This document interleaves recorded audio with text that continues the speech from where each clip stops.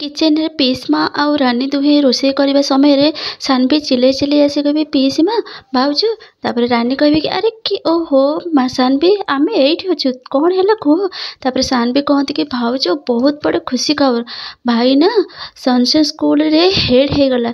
सानवी कथा शुणी पिइसी रानी आश्चर्य हो जाती।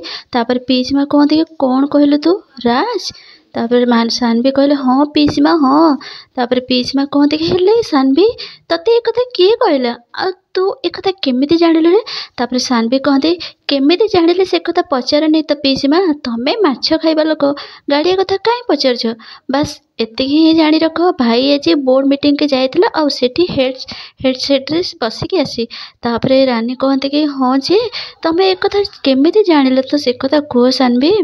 तापर सानवी कहबे कि केमिति जानिले पचारछ बापा फोन करथिले परा बापा फोन कर कहले कि भाई सनशाइन स्कूल रे हेड हो गला बेली।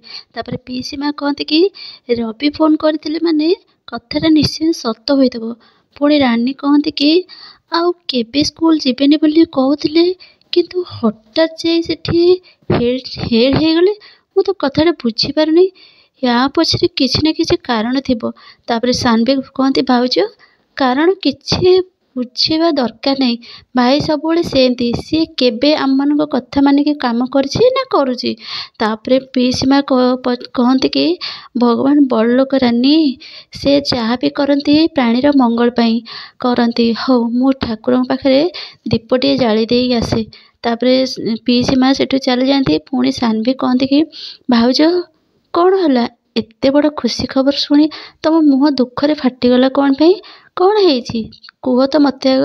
तापर कौन है भाउज सत कह कौन है सानवी एमती पचारती। तापर रानी कहती कि नाई नाई सानवी किछि नाई सेमिति किछि नाई सानवी